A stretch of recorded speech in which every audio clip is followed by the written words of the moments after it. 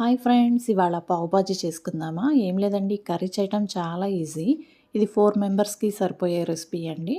2 carrot, 2 ఆలు ఇవన్నీ తీసుకొని పీల్ చేసుకొని నీట్‌గా క్లీన్‌గా ముక్కలుగా కట్ చేసేసుకొని గ్రీన్ పీస్ యాడ్ చేసుకొని కుక్కర్‌లో కొంచెం పసుపు, ఉప్పు యాడ్ చేసి ఒక 2 విజిల్స్ పెట్టారంటే చూడండి మెత్తగా ఉడికిపోయింది.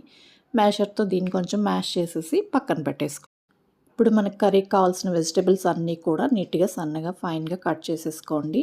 ఇప్పుడు అన్నీ రెడీ ఉన్నాయి కదా! ఒక పాన్ పెట్టేసి కొంచెం బటర్ అండ్ ఆయిల్ యాడ్ చేసేసుకొని, హాఫ్ స్పూన్ సోంపు అండ్ జీరా కూడా యాడ్ చేసి లైట్‌గా ఫ్రై చేసి తర్వాత మనం కట్ చేసుకున్న వెజిటబుల్స్ అన్నీ కూడా ఒక్కొక్కటిగా యాడ్ చేస్తూ సిమ్‌లోనే కొంచెం బాగా ఫ్రై చేసేసుకోండి.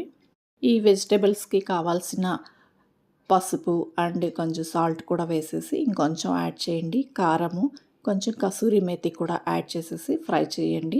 ధనియాల పొడి, కారము అన్నీ వేసేసిన తర్వాత కొంచెం లైట్‌గా ఫ్రై అయిపోతుంది కదా! ఇప్పుడు మనం రెడీగా ఉంచుకున్న మ్యాష్‌ని కూడా వేసేసి మొత్తం యాడ్ చేసేసేయండి.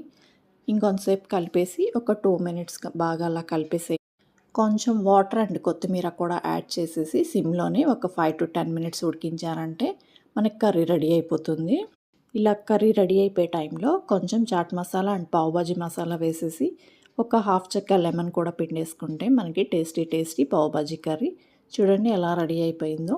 ఇప్పుడు పావ్స్ కూడా రెడీగా ఉన్నాయి కదా! ఒక ప్యాన్ పెట్టేసుకొని మనం దాంట్లో బాగా బటర్ అప్లై చేసేసుకొని పావ్స్‌నంతా ఒక్కొక్క రో తీసుకొని హాఫ్ కట్ చేసేసి 2 వైపులా కొంచెం నెయ్యితోటి, కొంచెం బటర్ తోటి కానీ బాగా మనం ఇలా రెడీ చేసేసుకున్నామంటే మన పావ్ బాజీ ప్లేట్ రెడీ అయిపోయింది. నాకు కొంచెం బ్రెడ్‌తో కూడా ఇష్టం కాబట్టి ఒక 2 స్లైసెస్ బ్రౌన్ బ్రెడ్ కూడా రోస్ట్ చేసుకొని పెట్టుకున్నాను. నా మె